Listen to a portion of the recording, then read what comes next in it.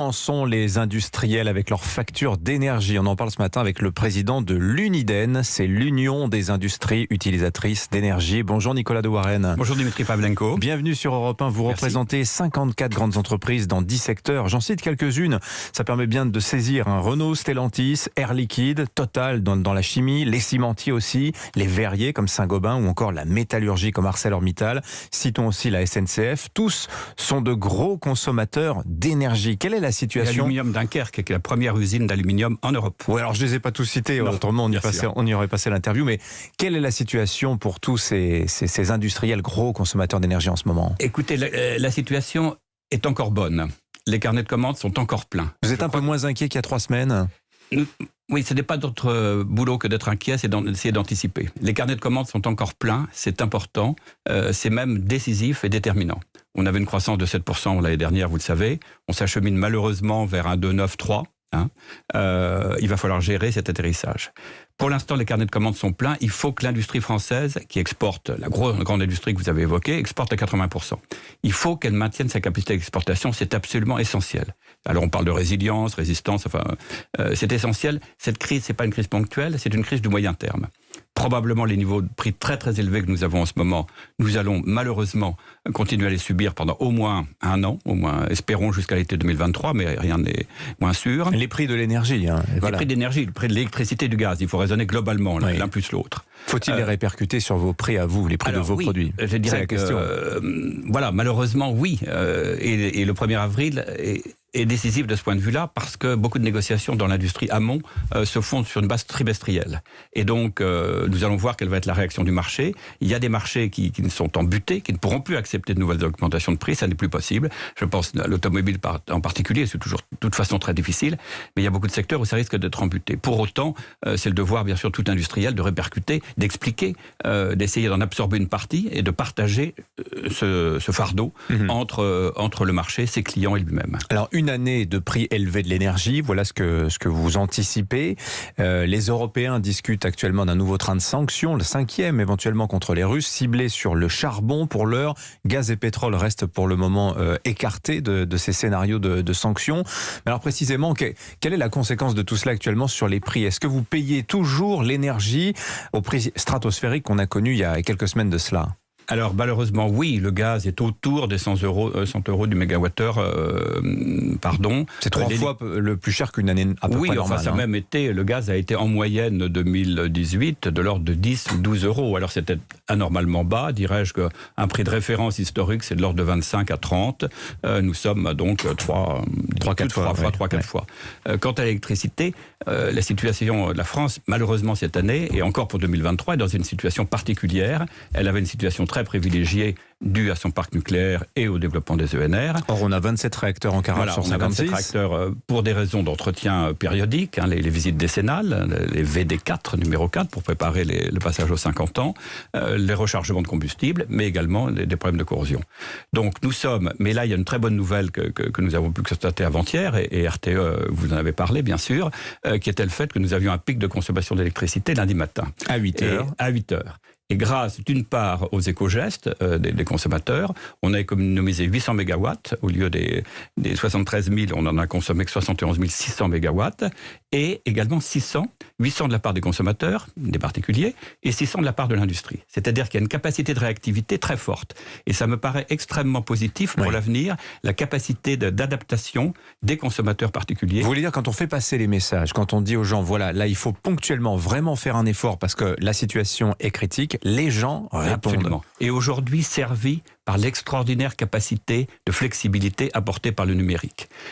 Ce type de réaction instantanée aurait été impossible en 1973 ou même il y a 10 ans. Aujourd'hui, l'apport du calcul numérique, demain l'apport du calcul quantique, apporte dans la gestion de l'énergie, la gestion intelligente, des possibilités extraordinaires de stockage, de modulation de la demande. Nous faisons ça, nous, dans une industrie.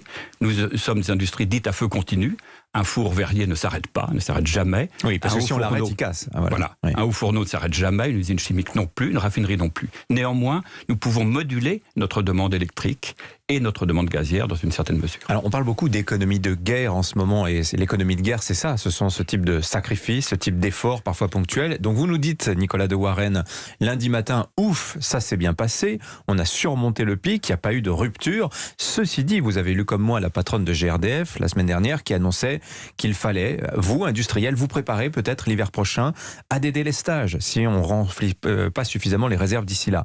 Délestage, ça signifie quoi concrètement? Y aura-t-il des usines à l'arrêt l'hiver prochain? Et sur quels critères on décide qui s'arrête, qui continue? Alors, je réfute le terme de délestage. Nous devons organiser, rationaliser la production et affecter les molécules de gaz qui seront rares, qui sont plus rares, c'est évident, quelles que soient les décisions qui soient prises. De toute façon, elles seront plus rares. Nous devrons les affecter aux usages prioritaires et aux usages les mieux valorisés pour défendre le potentiel économique. Donc, c'est par une gestion anticipée des stocks, de l'entrée des volumes de gaz dont nous avons besoin dans les stocks souterrains d'ici le mois de septembre, prendre des mesures pour faire en sorte, mais elles sont prises, il y a un dispositif qui est en place, réglementaire, pour que les stocks soient pleins, disons à fin septembre, mi-octobre.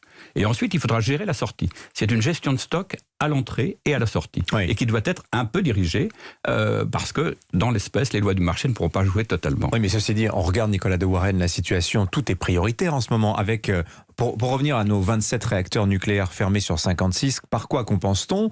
Par des centrales à charbon et au gaz. Ce gaz qui devrait aller dans les sites de stockage en prévision de l'hiver prochain, on est obligé de le consommer dès maintenant. Absolument. Alors on n'est pas obligé, c'est une question d'arbitrage et de répartition des choix. Effectivement, vous avez raison de dire qu'aujourd'hui, 12% de la production électrique, ce matin, tous les jours, qu'il fasse chaud, qu'il fasse froid, est assurée par des turbines à gaz qui tournent à fond. Les turbines à gaz, si nous devons faire des arbitrages entre gaz et électricité, il faut avoir un raisonnement qu'on appelle holistique, enfin un peu de façon pédante, mais global. Et il faut raisonner, il peut être intelligent d'arrêter ou de ralentir des turbines à gaz qui sont très consommatrices de gaz pour affecter ce gaz, ces molécules précieuses, à la production agroalimentaire, que vous avez évoqué tout à l'heure, à la production industrielle que nous avons évoquée, etc. C'est une question d'arbitrage, donc il faudra piloter les sorties de stock. C'est une gestion à l'entrée, une gestion à la sortie. Vous en discutez entre vous, j'imagine, entre membres de l'Uniden? Nous en discutons entre membres de l'Uniden. Vous avez une liste de prioritaires?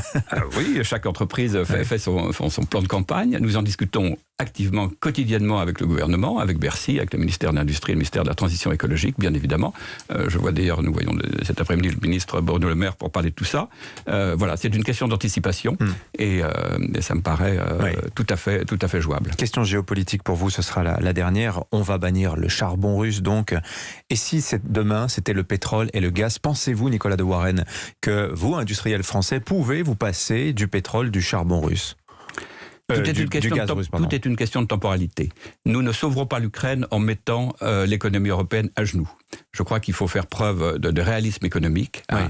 Mais vous avez lu comme moi les prévisions du CAE qui dit l'impact d'un embargo total, ce serait 0,1 à 0,3% de croissance. Oui, mais ça c'est un constat ex post. Si c'est au prix d'arrêter des dizaines, des centaines d'usines parce que vous rompez des chaînes de valeur, imaginez que vous arrêtiez un haut fourneau, imaginez tout l'impact sur l'industrie automobile, mais même sur les semi-conducteurs, etc. Vous arrêtez la chimie, c'est la même façon. Ces effets en cascade, nous les analysons. On ne sauvera pas l'Ukraine et on ne contribuera pas efficacement à la résolution de ce conflit en mettant l'économie européenne et l'industrie française et allemande à genoux. Nous sommes liés à l'Allemagne. Nous exportons 50%. 50% des exportations françaises se font vers l'Allemagne. Il y a un lien indissoluble économique et industriel entre la France et l'Allemagne. Voilà, c'est simplement ma réponse. Et puis je voudrais terminer sur un point extrêmement positif, qui est très important, qui n'est pas lié, c'est que pour autant, la France a tenu ses objectifs carbone en 2021. Je ne sais pas si vous avez vu les chiffres, nous avons émis 417 millions de tonnes en dessous de notre trajectoire. 10% de moins qu'en 2016 et 5% de moins qu'en 2019, alors que nous avons une croissance de 7%.